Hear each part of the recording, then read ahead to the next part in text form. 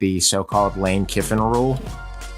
I bet this was fun to draft, and I appreciate the ingenuity in the spirit of it, but I think this is kind of fake populism. It's an attempt to seem like you are really with the fans of the sport because no one likes the way that Lane Kiffin went about that. But it seems pretty obvious to me that the armies of lawyers who work for college sports agencies and athletic directors and search firms would be able to work around this thing like it was nothing. This is the rule that says you can't take over another program during the season. Thank you, Lee. Thank you to our Split Zone Duo audience. It's the Split Zone Duo Extra Points Sports Business Hour, one of my favorite recurring features around this program. I'm Alex Kirshner with Richard Johnson and Extra Points publisher and proprietor of the Extra Points College Sports Document Library, Matt Brown. Matt, getting ready to go to Vegas to cover some college sports business, I understand? I am. We're recording this on a Thursday, and in a couple of days, I will be at NACDA, or Athletic Director Palooza, as we call it here at Extra Points. It's the biggest conference every year where ADs and sport administrators and vendors across all levels of college sports congregate for 3 days to gamble, get drunk, sell each other stuff, and talk about the future of college athletics. So I will be there. Boring. I think I might be there's only going to be 2 reporters there. I think it's going to be me and FPJ. So I recognize that this isn't for everybody, but it is important for me. Tell Ben I said hi. I will. Matt, at this Athletic Director Palooza, I have a question. Do you expect that you'll hear anything about the rapidly changing landscape of college athletics? Alex, it's the wild, wild west out there. And guys, it's unsustainable. It's unsustainable. This industry needs guardrails. I tell you what, we're going to start losing some opportunity. Okay, I can't even fucking do it, man. I'm literally getting hives like saying these things out loud. We're obviously going to get into this a little later, but I did not watch the congressional hearing, the most recent congressional hearing. I, would rather watch paint dry. And I do this for a living. And it's just like you can literally copy and paste what everybody's going to say, all parties involved are going to say at every one of these things. And look, I understand that Senate hearings are often baby's first insert any issue, but still, it's just good Lord. Yeah. Senate hearings are interesting because they're kind of just theater, but they're designed to drum up political support for things. And then occasionally you get someone who kind of embarrasses themselves in a Senate hearing. And because politics is TV now, that person will then have to resign from their job or get fired, as happened to Kristi Noem a couple weeks ago. I was going to say, besides the Kristi Noem thing, we live in a post-shame society, so it doesn't really work anymore. Yeah, we pretty much do. Matt, I was at a wedding this past weekend, and I met someone who works for the Teamsters who said he was going to Vegas for 11 days for a convention. I was like, brother. Nobody has successfully been in Vegas for 11 consecutive days unless they were either A, depicted in either Casino or Godfather 2 or one of the original Mormon settlers. Everybody else, when you're there for more than 10 days, begins to experience negative side effects. I can't handle more than 3. We were just saying beforehand for the show, I've never done Vegas for fun. I think it would be nice. Maybe Taylor and I could go drop the kids off at the grandparents, catch a show, have 48 hours. After 3 days where I don't go outside and just going between conference centers and casinos and hotels and everything, it feels surreal. I couldn't imagine 11 days. Yeah, I also couldn't fathom 11 days. I could maybe fathom 11 days over the course of 11 trips. Sure. Plus, you're with Teamsters. You have to drink like a Teamster. You have to like that. Yeah. I am not at that level. I don't think I will ever get that level because I started so late. I don't think I'll ever have that level of alcohol tolerance. Matt, one thing you will unquestionably hear about as we get into the meat and potatoes of this sports business hour is the Protect College Sports Act of 2026. Richard just said it. He didn't even watch the hearing the other day.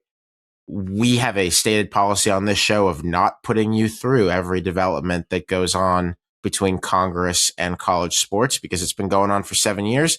And you may notice that the sum total of what has happened is No, nil, whatever. But that's why we have the Sports Business Hour with Matt Brown, purveyor of Extra Points newsletter. Because and I'm going to be honest with you, I have not watched all of them ever.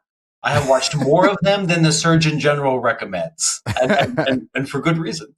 I will say though, this particular act is different, right? Like I was beginning to check out a lot of the score conversations because you didn't need to be Encyclopedia Brown to know that score was going to be dead in the water when it came into the Senate anyway. Even the bill's sponsors were saying that, and then it was killed for a lot of reasons, many of which had nothing to do with college sports at all. This is the Protect College Sports Act is one that I do not believe this second has 60 votes, but it is closer than anything else that has happened, and it is the first bill, I think, ever in the college, since we've been talking about college sports reform in Congress, that has a meaningful number of both Democratic and Republican supporters. Uncommon. I was going to say, Matt, I'm pretty sure that Protect College Sports has came out or became a thing since the last time we've talked to you. I don't think, I think in that time span they've done it. Correct. And we've been talking about it for a year. If I had $1 for every time one of Ted Cruz's people said it's coming next month, I'd have $7, which isn't a lot, but it's weird. More than zero. It's more than zero.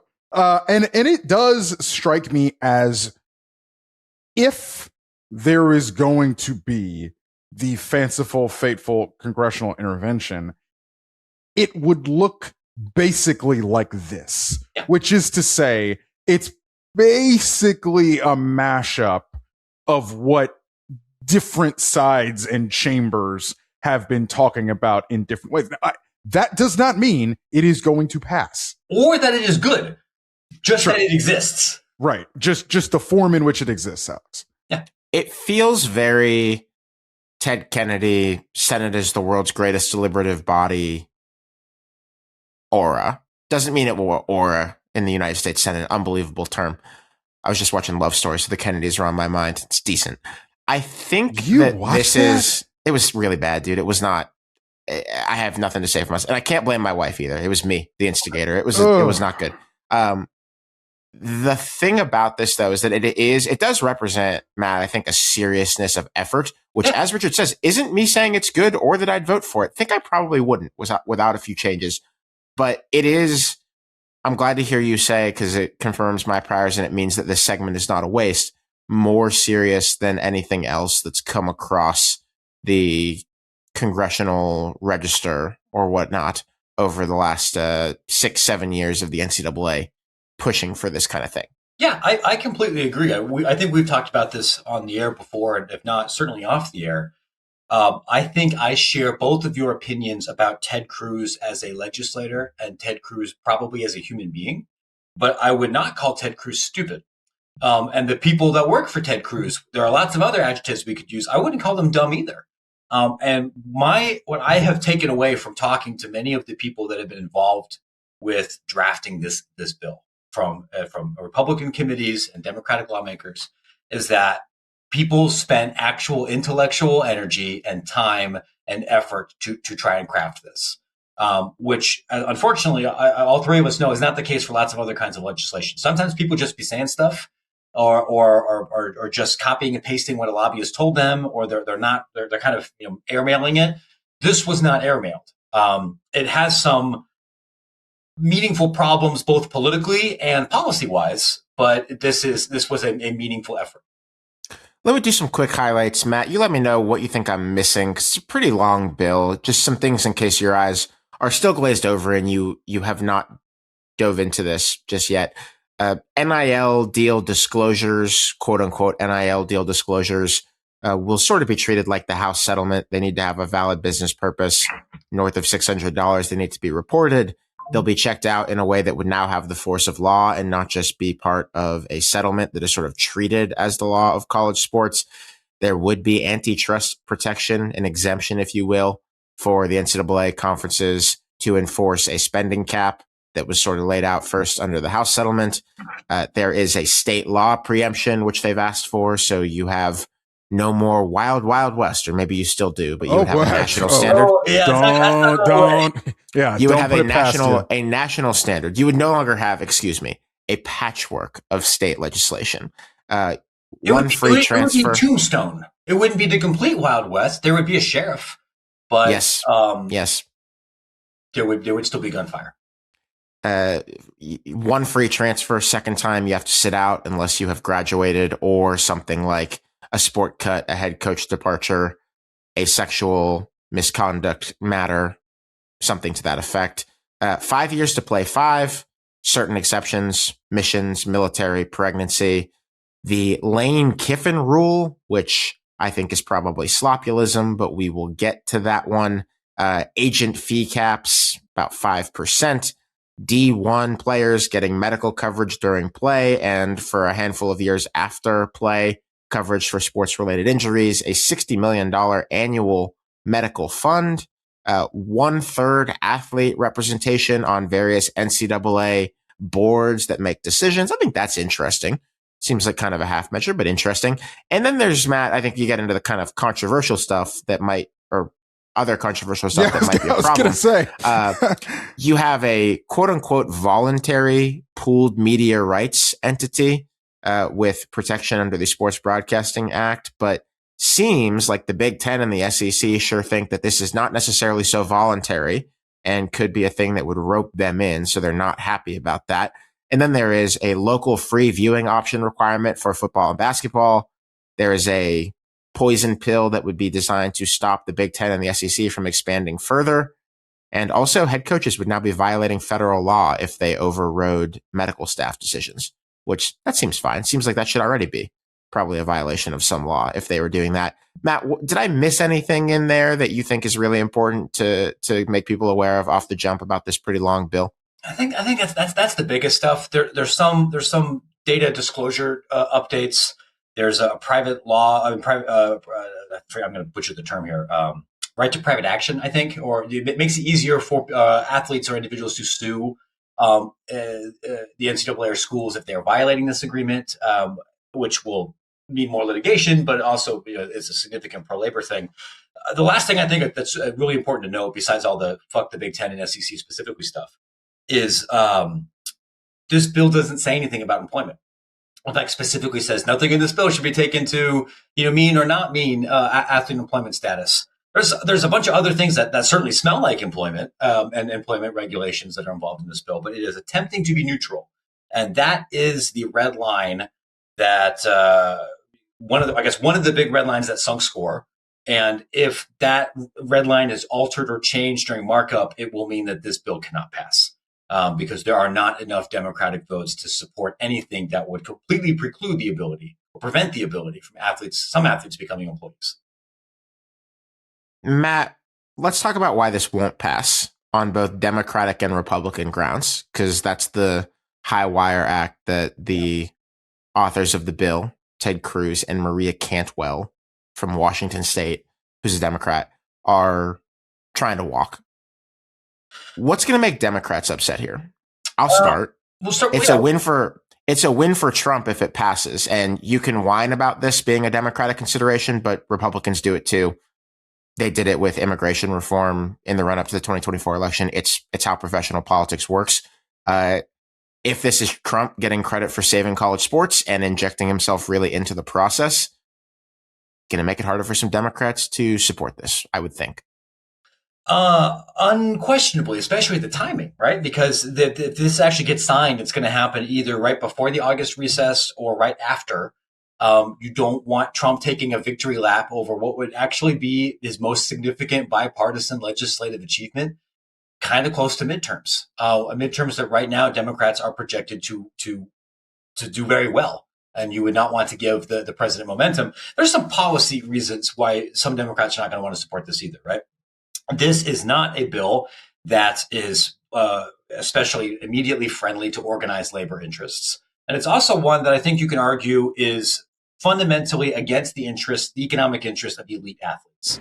If you limit the number of times you can transfer to just one, you put in a hard cap from House and allow the NCAA and the CSC to actually punish people that are, money laundering, cap spending through MMR companies or donor groups or something else. If you try to give some actual teeth to enforcing 21.3 million or whatever the number ends up being, and you extend that cap beyond the length of the House settlement, which is only supposed to be in existence, a decade? So this goes on into perpetuity.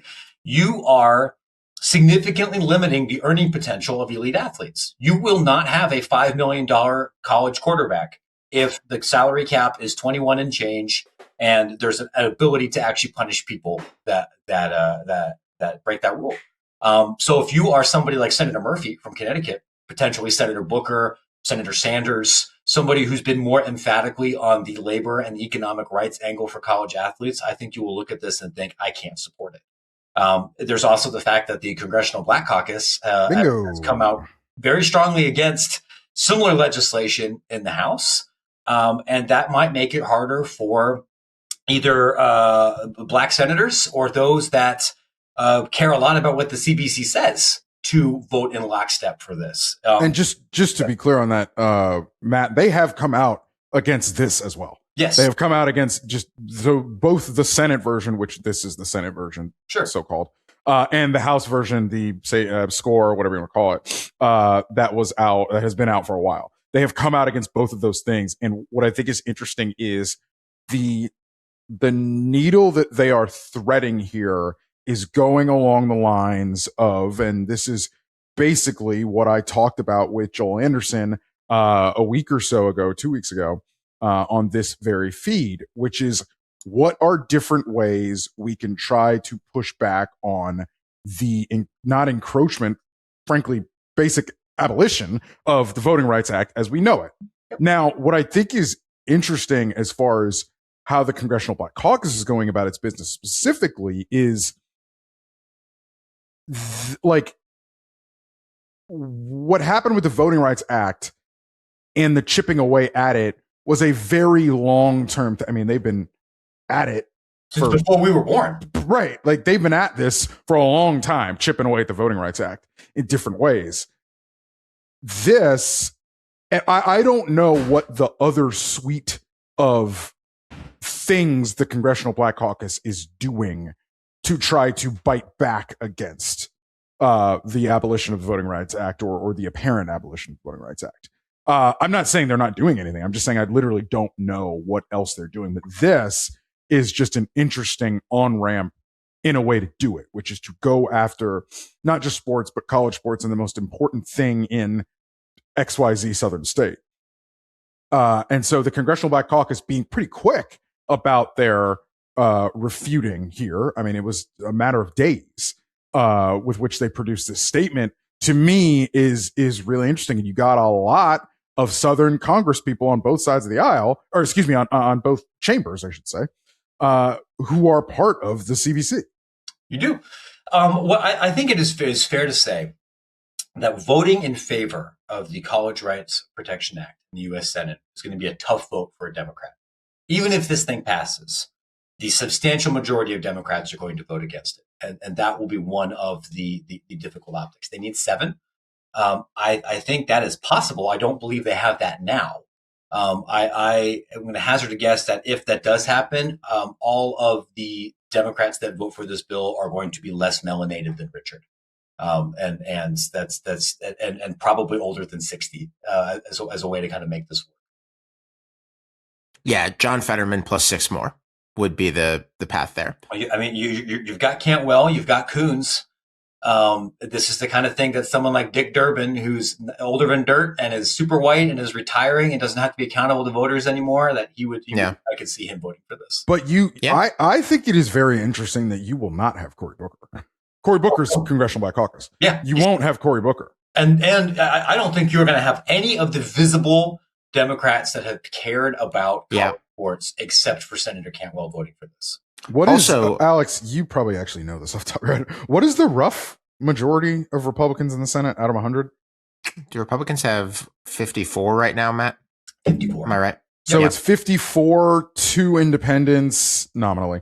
And then 54, 2 independents. And then what would that make? 44 Democrats? Our listeners are falling asleep right now. There's Angus King from Maine, who isn't a Democrat. There is. There's John Fetterman from Pennsylvania, with the votes, baby. is the Democrat. I was a Senate intern a couple times over. So I could get in there. You. I used to know all 100 senators. Actually, Did I don't you anymore. Really? I Off did the back top in college. Of your head. I did. I would say also, Matt, that one group of Democrats that's going to have a hard time supporting this is any Democrat that wants to be president. One of the members of the Congressional Black Caucus is Jim Clyburn from South Carolina. You want that guy to tell the people of South Carolina to vote for you in a primary? Probably shouldn't vote for this bill. Probably shouldn't use that political capital in that way. And I think that is an important consideration as well, especially considering that the NCAA is getting in this bill like the thing it's always wanted. Like there are going to be some things that some conferences aren't going to like, but they got the thing that says we get to dictate the terms of athlete compensation without athletes being employees or in a union. Yeah, and the employee question is left open, but that's the effect. And so it is in that way, a lot of Democrats are going to see this understandably as kind of a joke that they just can't get behind. And so you get what you get. What makes this interesting is, this is going to be very difficult to vote for the majority of Dems. But I also don't think it's a guarantee you're going to get every Republican either. And the math that we're kind of talking about here is for whipping is assuming every single Republican votes in lockstep. We have three groups that I think are worth monitoring on the Republican side for this. One is the Rand Paul caucus, which consists of Rand Paul, Republican from Kentucky, the closest thing we have to an actual libertarian in the U.S. Senate, who has previously expressed a lot of skepticism about giving the NCAA. I was just making hands to say that it was actually 53 Republicans right now, not 54. Yeah, 53, 45. We regret the error. I have a political science degree. I'm dumb. Right. So Rand Paul has over the course of his time in office, has been willing to buck his party and the executive branch to vote out of principle, even if he's the only one doing it.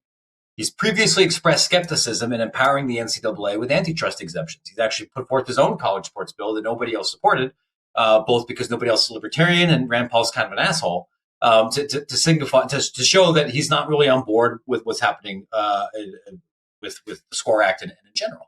So, yeah, I could see a world where he says this is not an issue that Congress should be involved in. I dissent. And that changes the math. You also have the potential for some Republicans who are going to vote against this because it's too woke.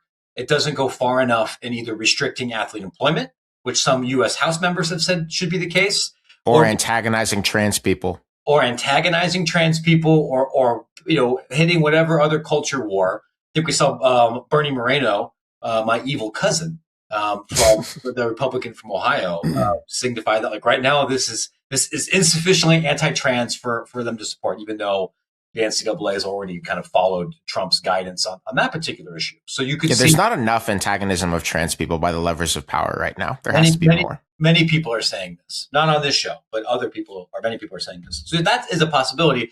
And then you have, if you'll excuse my language here for a minute, you have the Fuck Trump caucus, which now consists of three senators: Tom Dills, from North Carolina, the Corbett, the guy in Texas, Cornyn, yes, right? Tragic story on this one. And then Cassidy from Louisiana, and these are guys that are all retiring, that have all expressed, that are leaving office either because they've been primaried or they're being pushed out of the MAGA tent, and they've got nothing to lose, and they are mad. Real profiles and courage there. Real profiles and courage, right? And even if they might agree on the substance of this bill, is it possible that one or two of them says "screw you"? This is and just to be clear, this isn't just three guys on the podcast saying this. This is something that I'm pretty sure a lot of people in Trump's orbit, including his own chief of staff, have said that they're worried about. The chief of staff of the White House said that Trump promised her that after the first 100 days, the score settling would be over. But now he just like, obviously I don't even think his supporters will disagree. Trump doesn't really care about governing. Like Trump is primarily in this to fuck with people who he thinks have wronged him. And does that make it easier to get things to 60 votes in the Senate? No. Now, does he care about that? No. And he successfully got to absolutely humiliate all of these men, which is well worth it to him. Yeah. But it does affect the math of this bill. It just does. And I know you might think that I'm just saying that, but it seems real to me. literally right before I got on this call, I was talking to a congressional staffer who said the same thing. Now, they could all support it, but this is all to say this is the math calculus, and this is also ignoring any kind of additional lobbying the Big Ten and SEC are going to do, and lawmakers might be vulnerable to that specific kind of not wanting to make Old State U mad in my particular state, or what this bill looks like after markup. Just that there is a pathway for this to get through the Senate, but it is difficult math because there are reasons in both fragile coalitions for lawmakers to say we can't do this, and you really can't afford many defections. Matt, tell us about this media rights pooling issue and why the SEC and the Big Ten are so on edge about it. I think our listeners will be familiar with the dynamic that in general, media rights pooling is not as good for those two as it is for the other conferences. But as I understand it, they try to be a little sneaky in writing this bill about this issue. And I wonder if you could explain it. The way I would describe this bill, I think I joked about it earlier, is there's half of this I think is pretty explicitly reflect the Big Ten and the SEC. And you can see that partly because Cody Campbell's fingerprints are on this thing. I'm not saying he wrote it. I am saying he was highly influential in it. And that's a guy whose personal interests and institutional interests are very aligned with diminishing the institutional power of those two leagues. That benefits Texas Tech.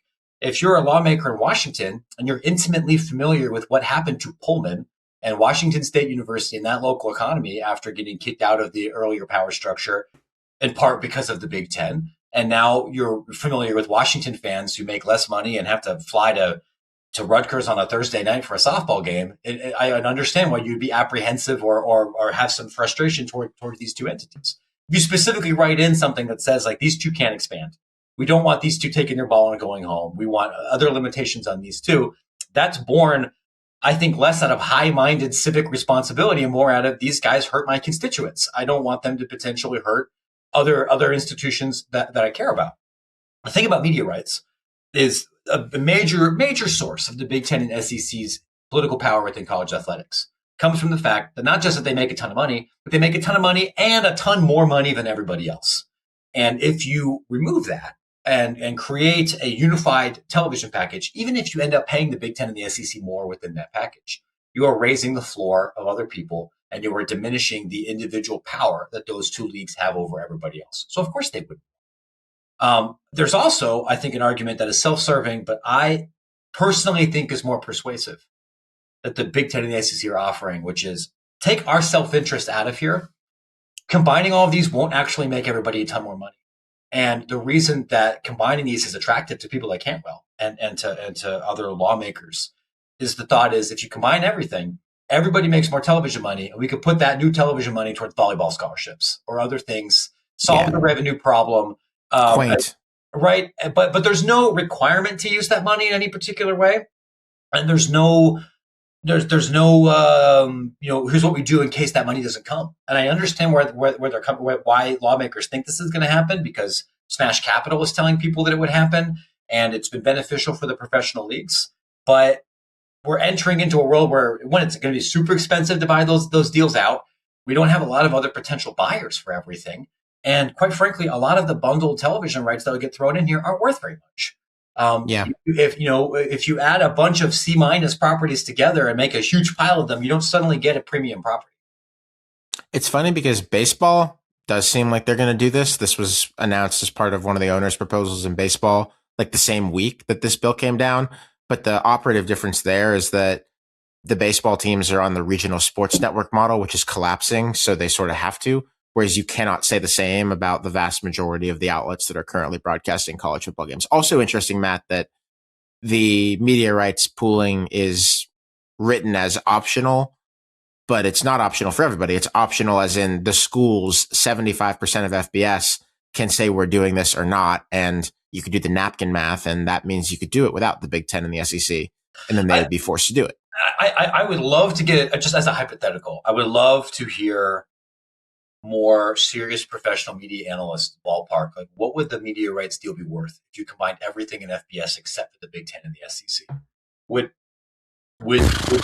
Texas Tech get a raise? Would Florida State get a raise? I honestly I don't like. I don't need to go down the leaderboard here, but like who are you signing up for if that's the case?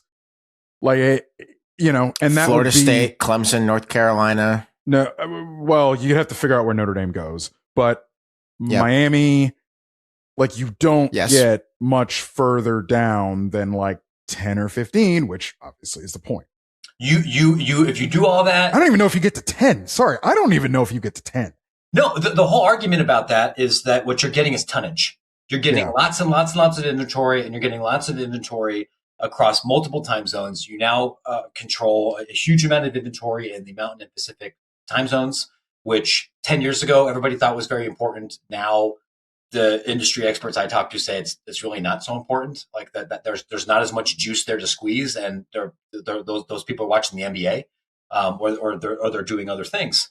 So I don't know. Like you're right. Like it's Miami, Florida State, Clemson football, some Carolina and some Carolina Duke basketball, Texas Tech, BYU, and then a bunch of really good games that are competitive and that no one's going to watch. And just so much inventory, you got to bring in 4 different partners anyway. So you're kind of just doing the same thing. And to bring this into the legislative whipping votes arena for a second, Richard, you've reported on this in the past. You've both reported on this in the past. And I think it's important that people understand this, but it's often done kind of in the back halls of the Senate office buildings rather than on the floor and in the vote count. If the SEC is mad about this, which it is, and the Big Ten is mad about this, that means that Nick Saban, when he's on Capitol Hill at a hearing, is going to go to the office of Katie Britt, who's the more serious of the 2 Alabama senators. And Nick Saban's going to tell Katie Britt this thing is bad for the Tide. And then Katie Britt's not going to vote for this. Now, is she going to not vote for it, like humiliating the party on the floor? No. But she's going to tell John Thune, the Senate Republican leader, hey, boss, we need to do this differently. And the same thing is true if Kirby Smart tells Raphael Warnock, hey, this thing's bad for the dogs. Well, Raphael Warnock's, I don't know for sure, but probably in the Congressional Black Caucus. Maybe I should have used John Ossoff as the example. Yeah, better one. I should have used that as an example. And, the Big Ten and the SEC schools are in a wide variety of different states. As much as right now Republicans like to try to humble higher education in some ways and dictate curricula and things of that nature, they still have really close relationships with the leadership of these schools and don't want to be seen, Matt, putting them out to dry. And so there's definitely enough senators in the SEC and Big Ten footprint who, when asked by the school president to please not support this, will just say, okay, I'm not doing that. And to me, that's a huge problem for this bill as currently written. If that actually happens, and nice or not nice, I guess, depending on where you sit on this bill, you don't need to do this for everybody.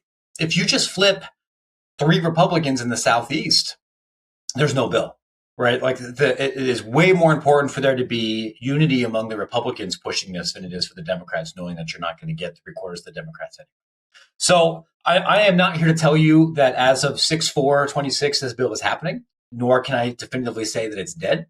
It is more alive than SCORE, more alive than what Marco Rubio or Eric Schmidt or for that matter, what Cory Booker and the Connecticut folks have proposed. All those other things are dead. This thing is alive, but it has to go through the camel through the eye of the needle here, and there's a lot of different ways where that might not work.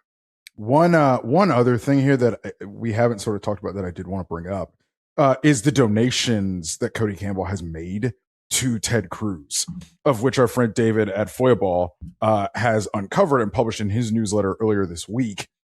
It's between him and I believe his wife, or either his wife or his PAC in some way, shape, or form. Cody Campbell and associates thereof have given over $500,000 to Ted Cruz over the years, which I don't think is terribly surprising if you know where Cody Campbell lives and where Ted Cruz is a senator, and what party Ted Cruz is a senator of.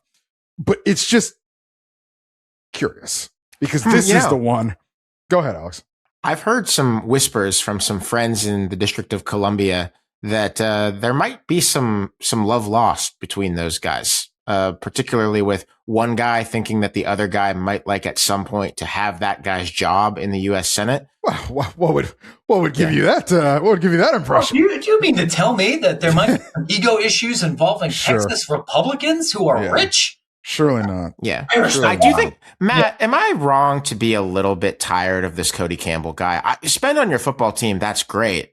Great story. I'm glad you're putting your money there, but this is like a real Citizens United-ing happening in college football right now, where this guy is just trying to reshape the sport to his whims so that it can be good for Texas Tech specifically. I don't think Alex, I like this. I think that I don't think you missed a point when you say that it's like Trump's like magnum opus to get this over the line. I think it's Cody Campbell's magnum opus to get this thing over the line.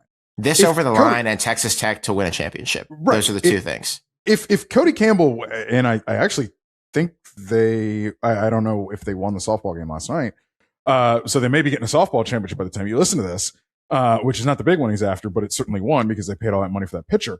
But if Cody Campbell's able to get this over the line, that is absolutely something you stake a run for something on if you're going to run for statewide office, governor, what have you, or if you're going to run for Senate.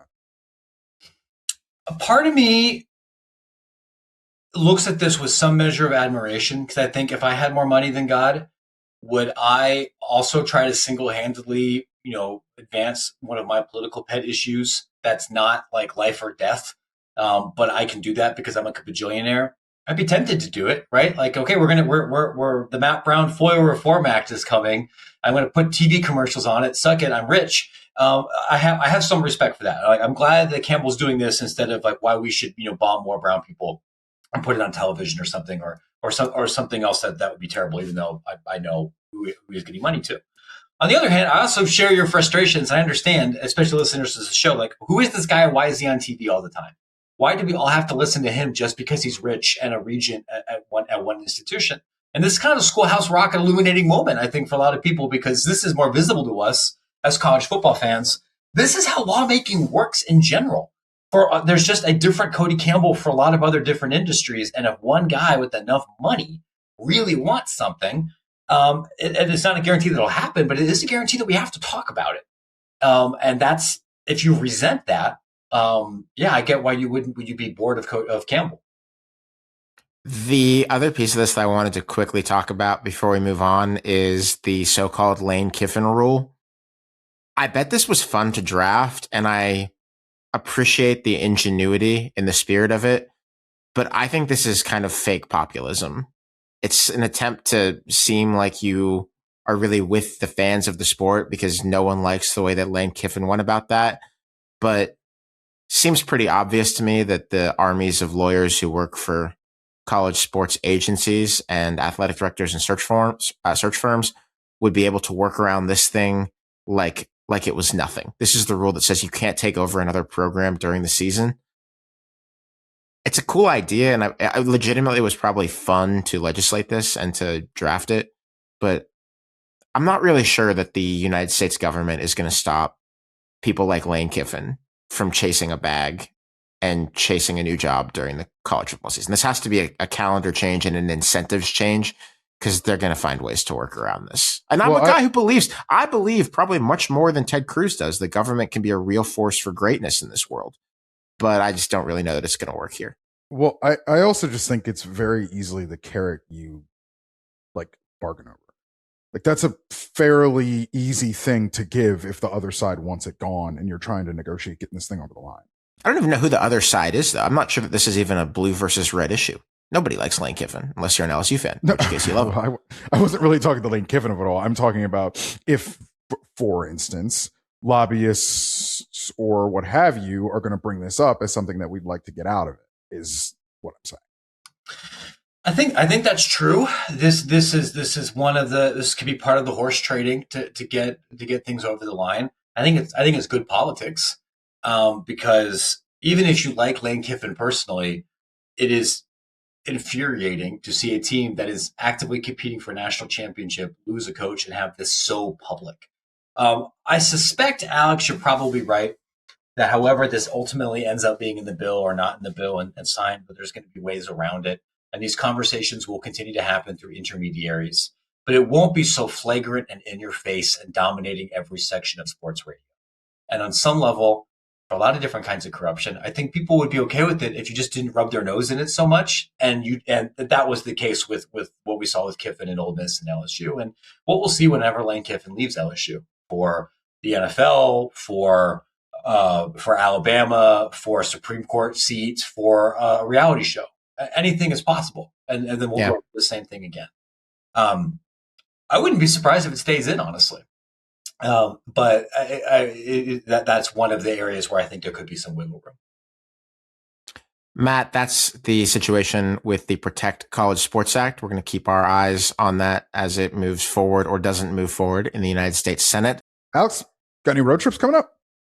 Richard, I do. I actually have a plane trip coming up, and I was talking with Wes Bowling, our man at Nokian Tires, about whether Nokian could design a tire that would allow me to take the car across a large body of water that separates multiple continents. Nokian is still working on that. They do not have a drive across water tire just yet, but they do have tires that will get you anywhere that you could possibly want to go in the American roadway system. And I would very much suggest that you check those out.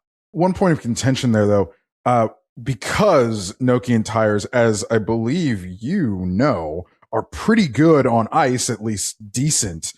Does that itself count as water or a body thereof, even though it is a frozen version of the medium? Yeah. I actually don't know if Nokian has done Zamboni tires, but that would clear that up. Perhaps that's a new market for Nokian to get into if they are not there already. We want you to DM your dream road trip destinations to @NokianTiresNA on Instagram. Nokian is about to launch a campaign for road trip inspiration and tips. If you follow @NokianTiresNA on Instagram, you might get some inspiration all your own. Thank you very much to Nokian Tires for the support of this podcast.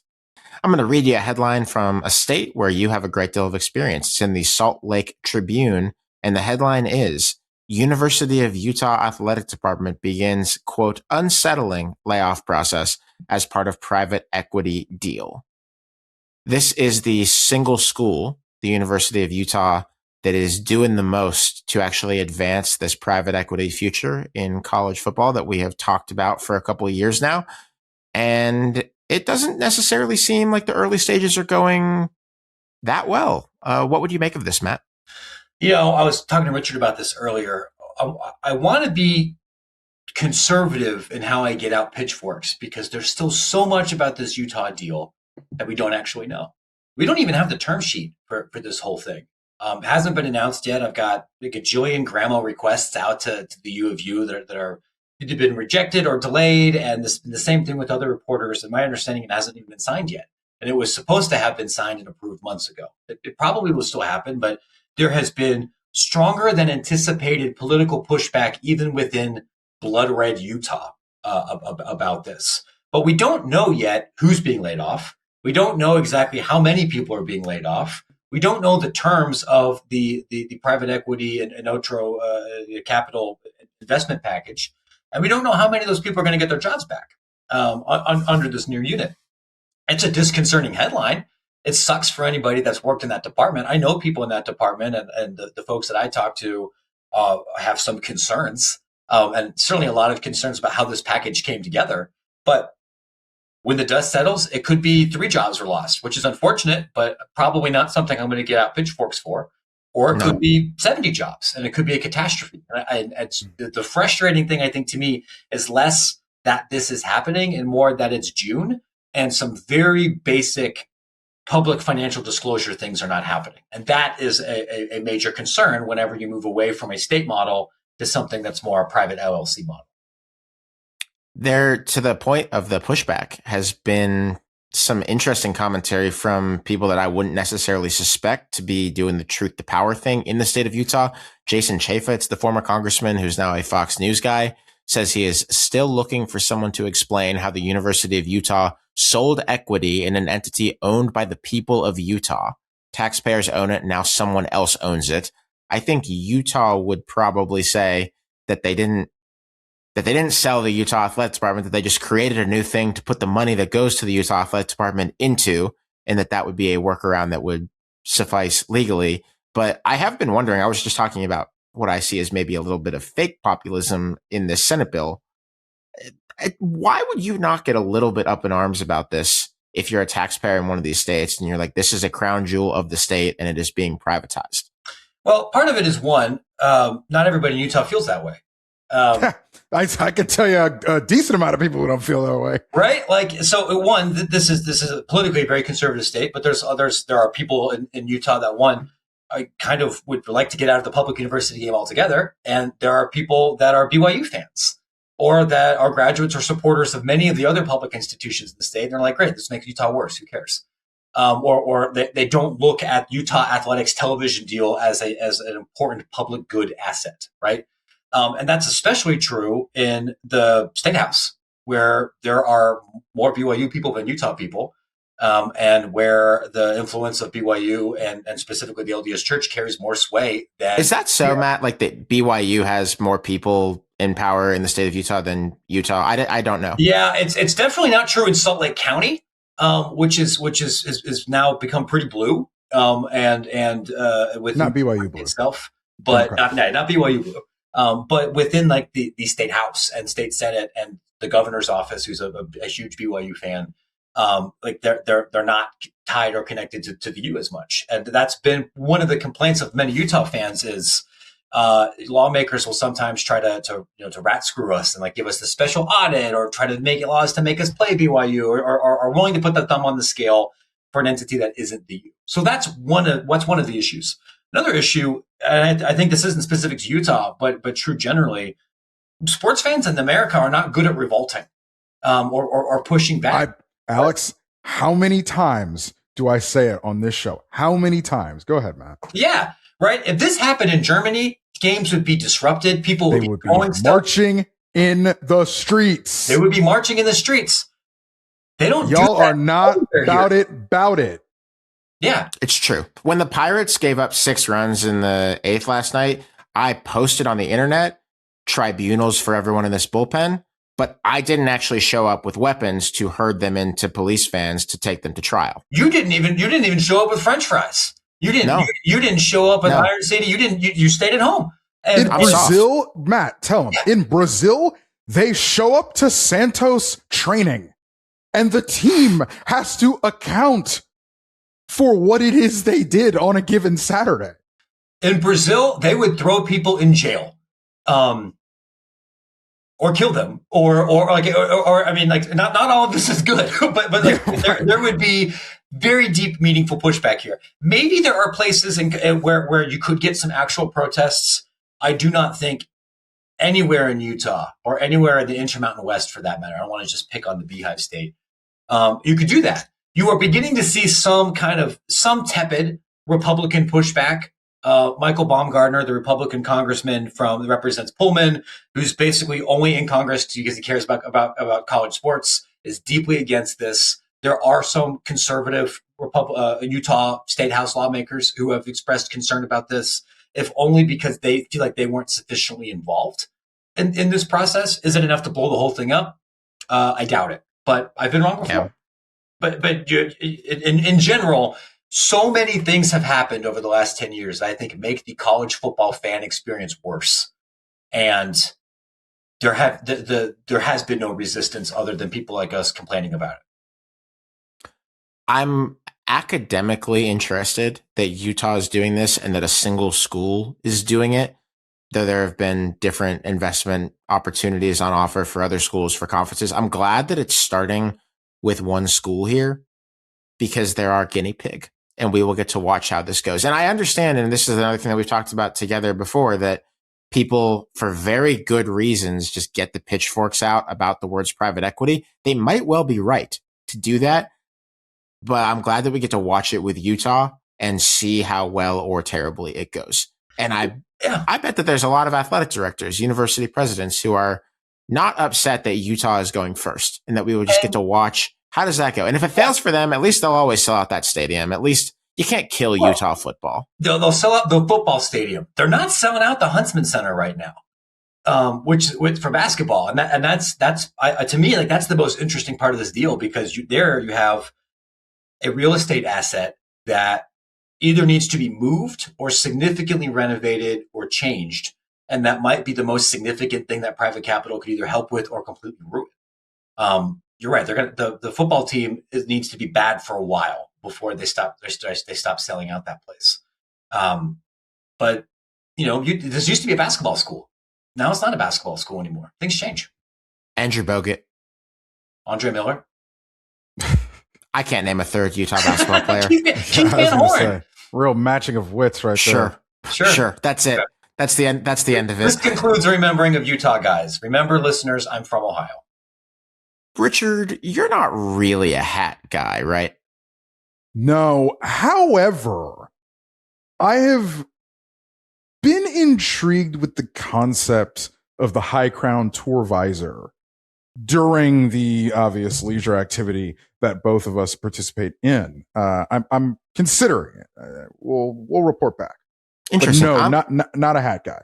I am considering a new collection of hats that is coming out right now that in fact has already been released into the world by our partners at Home Field. This is the Game Day Patch Truckers. One thing that I like about hats is that they cover my eyes and they give me a bit of sun protection on my face during the gorgeous summer months. But one thing I don't love about hats is the way that they make the back of my head hot. I have thicker hair and you put a really harsh fabric over it. I get a little bit hot. The new Nokian Patch Truckers, the Nokian Patch, you know what? We're leaving it in. The new Home Field Patch Truckers, unless our tire sponsor wants to get into the hat game as well. Would be unlikely, but you never know. Companies can have multiple lines of business. The new Home Field Game Day Patch Truckers have these big mesh backs that allow you to get a little bit of breathability, a little bit of air, which I'm intending to really utilize over the course of this summer, especially when I'm playing golf, but also just when I'm walking around. There are dozens of schools already in the collection. Go to homefieldapparel.com. Check them out. Don't just protect your eyes, but keep your head cool. Why have a hot head when you're walking around in the summer? Thanks very much to Home Field for their support of this program. Matt, you said you're from Ohio. You have a lot of history in the state of Utah. We're making this the real Matt Brown Sports Business Hour. The next story that we're going to talk about deals with Brazil. Ancestral homeland of Matt Brown's, for those not familiar. There was to be a game there in week 0 this year between NC State and Virginia. They were going to take the show to Rio de Janeiro, but they are not doing that. At the end of the day, the ACC announced in the middle of this week, basically the top of June, that after, quote, extensive review with operational partners and international stakeholders, the plan is off. They are moving this game to Charlottesville, and people's imaginations have been running wild about why this long-planned game did not happen. You, Matt, via the Extra Point document library, an essential resource that we use all the time ourselves, have that contract for that game. What can you tell us about why this game is not happening? And as bonus points, what you think it suggests about the business of putting on college football games internationally? Yeah, there's a couple of different dynamics at play. And it's funny. So this was announced initially, I want to say like 3 days before the ACC football championship game. Yeah, it was in December. Right. And I remember I was super excited when I heard about it. I called UVA and they're like, we can't talk about this right now. We're playing Duke. Call us afterwards. And the ACC. Yeah, we're Virginia and we're in the ACC football championship game. We're surprised too. Yeah, exactly. I began to get a little concerned after the end of the college football season when I would reach out to the ACC, where I normally have a very good press relationship, and NC State and UVA, the Brazilian local government, and this other agency, the Athletes Advantage, is putting this on, when they didn't want to go on the record and do an interview, or they wouldn't return my phone calls. I'm like, that's weird. Not because I'm the most famous reporter in the world, but I am, I think, the only Brazilian American who's a national college football writer, and I think the only person who's very enthusiastically pro this idea.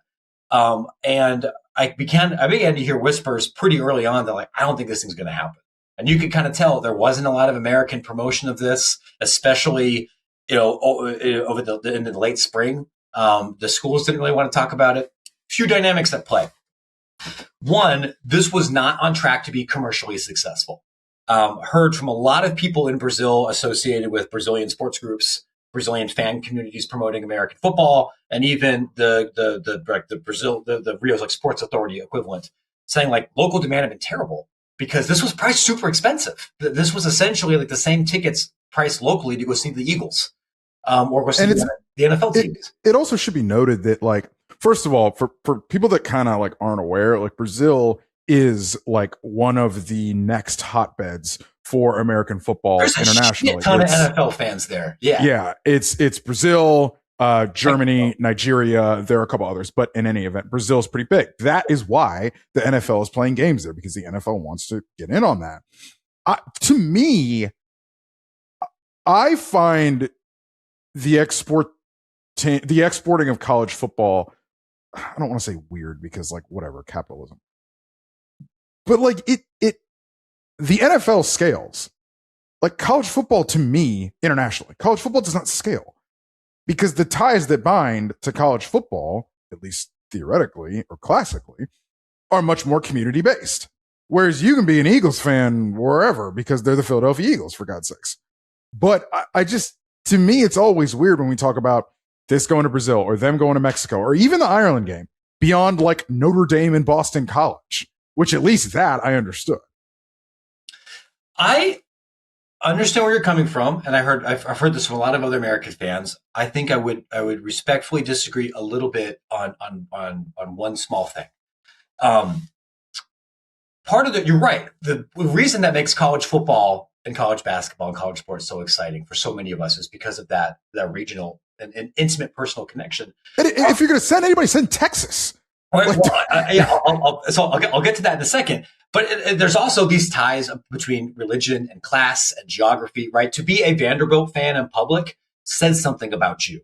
I'm going to assume that you are not a Pell Grant kid if you're walking around with Vanderbilt stuff everywhere, right? If I see you in a BYU shirt, we're going to assume some things about you. Same thing for Notre Dame. And that dynamic that we're talking about here does not exist elsewhere in American professional sports. It does exist in Western European soccer, and it exists in South American soccer and other sports. That is how Brazilians decide which soccer team they're going to root for. And what a lot of people in across the world pick those teams. I think if you already have people that are interested in the sport in general, and you're able to sell that regionalism and that provincialism and those kind of ties, and now you get to pick a college football team based on the kind of person you are, not just who's the one team that gets on television, and the fan culture and the parties and the barbecue and the weirdos, way more in college than NFL. I look at that and think somebody who is a fan of Corinthians or Santos will get that. The big issue, though, if you're in Brazil, you can watch the NFL on TV, like whether it's on ESPN4, whether it's on Globo, whether it's on DSN. Like, and you can go to a bar or if you have it's not difficult on the internet to get access to most NFL games. You can't watch college football unless you have a VPN. It's not on TV anywhere. And if you're in South America, if you're traveling, right? I think, Alex, you've experienced this. You can't just pull up your own personal ESPN Plus account because it's regional. Dude, I had to do some legally questionable stuff with location spoofing to do a hurry up last year when we had a wedding that we attended in Colombia. I was really proud of myself when I managed to get my command center set up in the hotel room. It was an ordeal, and if I did not have a professional reason to do it, I would not have done it. I have hurried up from Mexico, and that was similarly, Mexico City was a little bit easier, but like that, thank God Clemson and Georgia were the big ones that day, and I think Miami and Florida played that day too. Yeah, I committed a few international felonies to watch Fairleigh Dickinson beat Purdue. He doesn't mean that in any actionable way. Interpol. Relax, right? And when I say Columbia, you don't know what I might have met Columbia, Maryland. If any authorities there Columbia, listening South Carolina, you don't know. Could have been all kinds of things. If you want to talk to me about this more, my email address is mattbrown@newyorktimes.com. I think that's part of the problem then, because now if you're trying to sell an inferior football or not nominally inferior football product at NFL prices to people that don't have any idea who these brands are, have never watched them, have no connection to them, and charge the same amount of money, it's not going to work. The other major problem here is with those two schools specifically. This gets to I was going to ask you about this. Let me ask you this question, because you were basically saying with certain college football teams, they're a signal. Like, totally makes a lot of sense. Like, I could imagine Notre Dame going to a place where there's a lot of Catholics and it would just work because they're Notre Dame. But what is someone in Rio, in Brazil, supposed to take away from NC State? the most 7 Well, and 5 team imaginable. Yeah. Well, they love Dave Doran. They're desperate for Dave. They love Cheerwine? Like, no, they don't. I don't know. And here's the other thing too, right? Because you need a mix of, you got to sell this to people in Rio. A place that, to my understanding, does not have as many American expats as other parts. Like, this game should have been in Sao Paulo for lots of other reasons, not just because that's where my family is and it's easier for me to get to. But you have difficulty selling it there. Here's the thing: there's over 1 million Brazilians, Brazilian Americans or Brazilian nationals that live in the United States. It's not we're not as plentiful as Mexicans or Salvadorians or Guatemalans, but there's a decent number of us. But we tend to be concentrated in a few individual places. Central North Carolina is not one of those places. I looked this up. There's like 10,000 Brazilians in the entire state, and most of them are around Charlotte. Virginia, there's even fewer, and they're not anywhere near Charlottesville. They're like State Department people in Nova. So it's going to be difficult to convince a bunch of white guys in Cary who have no connection to this country whatsoever and are only kind of fans of this team to go.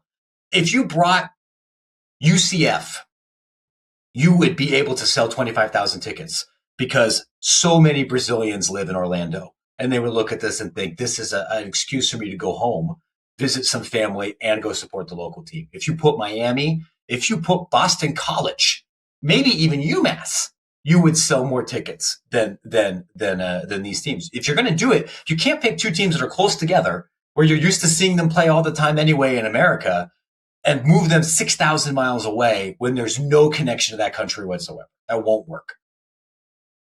You know, I am actually pleasantly surprised, not that it matters anymore, that you could fly from Raleigh to Rio with just one layover for $683, even now with the price of jet fuel. That's pretty not good. As bad as I would have thought, actually. Every time not as bad as I would have thought. Well, it's also winter in Brazil, so this is not the peak tourist season. But every time I've gone, I've had to pay a lot more. Air travel. TLDR, I think this could work. I would like it to happen. I don't think an international game is something that any college program should ever do more than like once a decade. If you do this too much, it really does diminish what makes the game great. It becomes too big of a cost burden on your fans. It should be very much a once in a while, sometimes food. But there's a lot of fans that would, I think, learn to really love this product and be a great cross-cultural trip, right? Like, yeah. Look, man, I know I'm biased. Our people have a lot in common, Americans and Brazilians. We love organized competitive sports. Check. We love beef. We love barbecue. We love music and partying.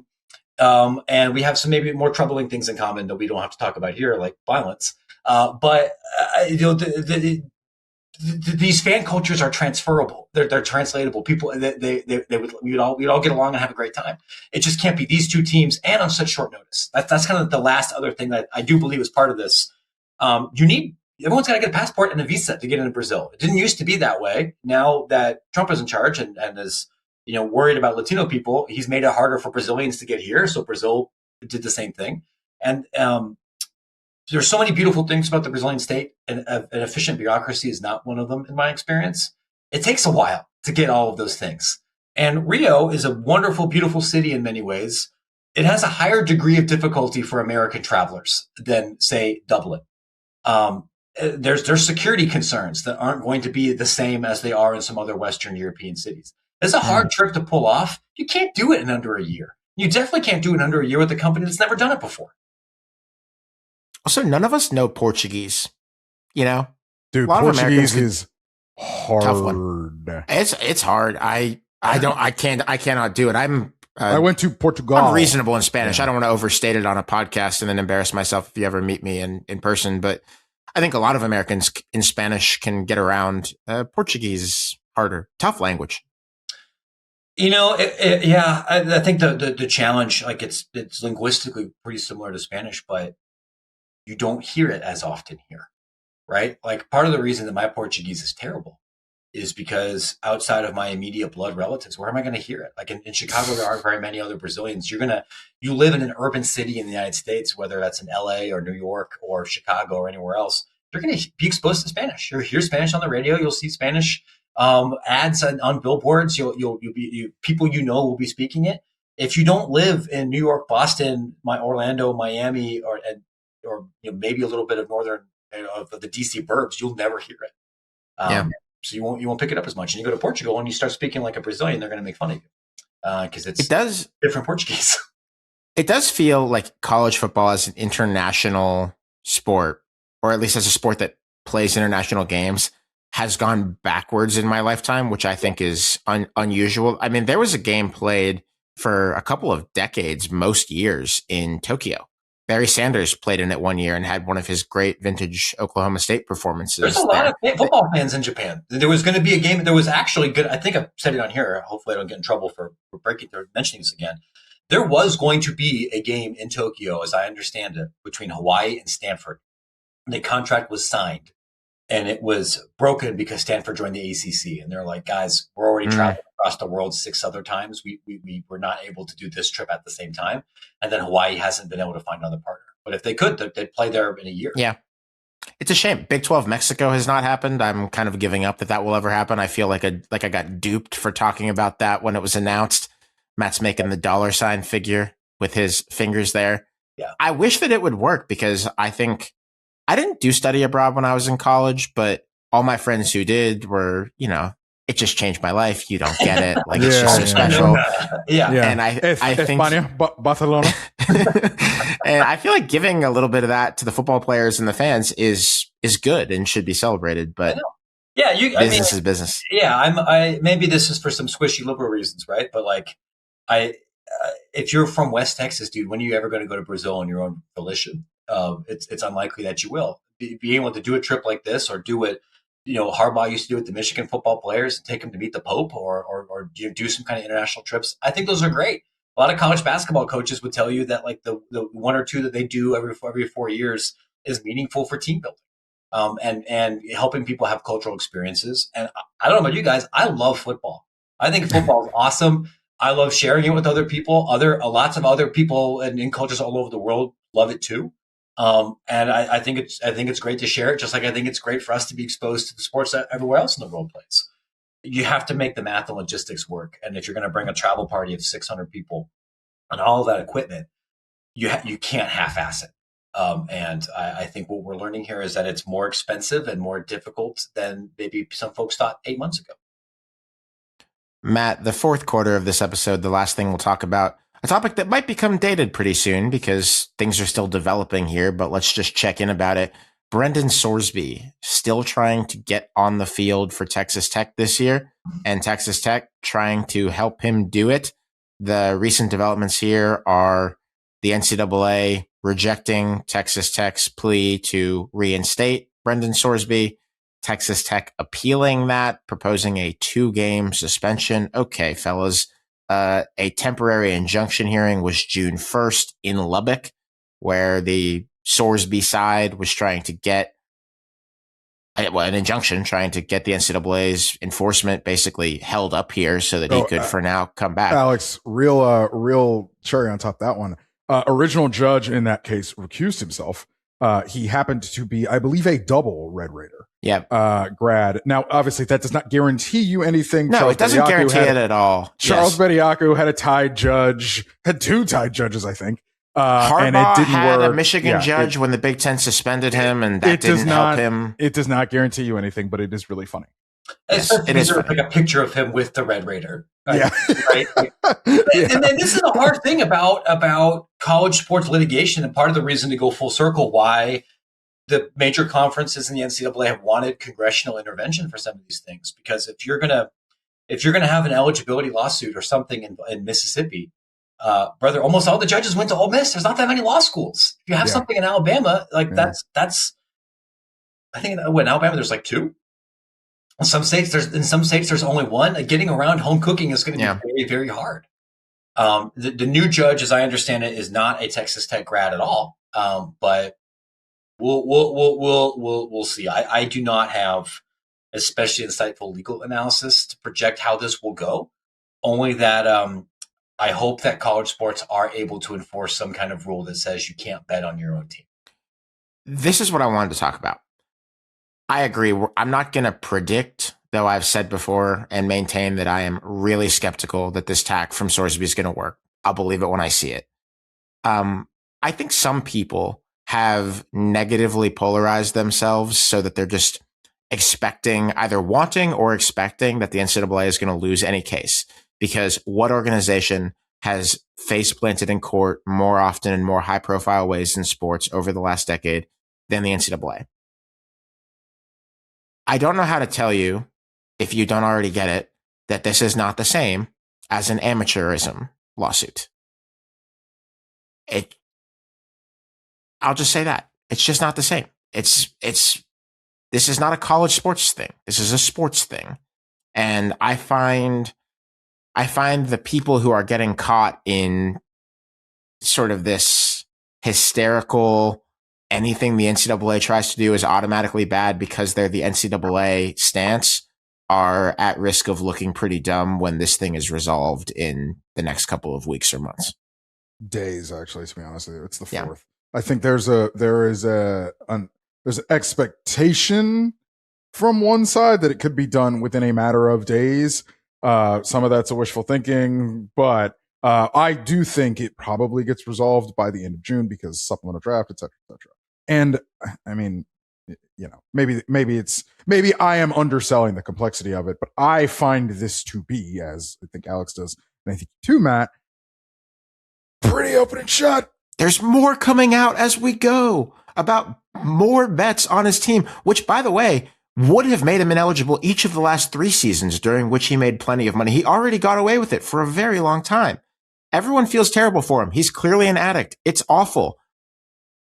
I just don't know what we're doing here still, but this is continuing. He has a good lawyer, Jeff Kessler, who was the House settlement lawyer. Yeah, pretty much the best lawyer money could buy on such things. Even with this great lawyer who knows more about the law than we do, they're in court in Lubbock, and they're arguing that this should be treated like this Indiana volleyball assistant coach who, what he did was bet on other sports at his school. And so he got a suspension for 30% of his season, which is the NCAA's policy, which is what is written down. And they are trying to argue that trying to suspend Sorsby for doing a different and worse thing would be out of line with the way they've treated cases like this guy's, which no, it wouldn't. It's just, I don't know. Sometimes you don't have a winning argument in the world, and I do not think they have a winning argument here. But we will see. We will see. This is not a legal prediction podcast. Well, sometimes it is. Yeah, from time to time. Where could we possibly go wrong? But yeah, this just continues, by the way, the summer of Texas Tech. We already talked about Cody Campbell throwing his weight around nationally. You have this kind of shambolic attempt to get the quarterback on the field this year.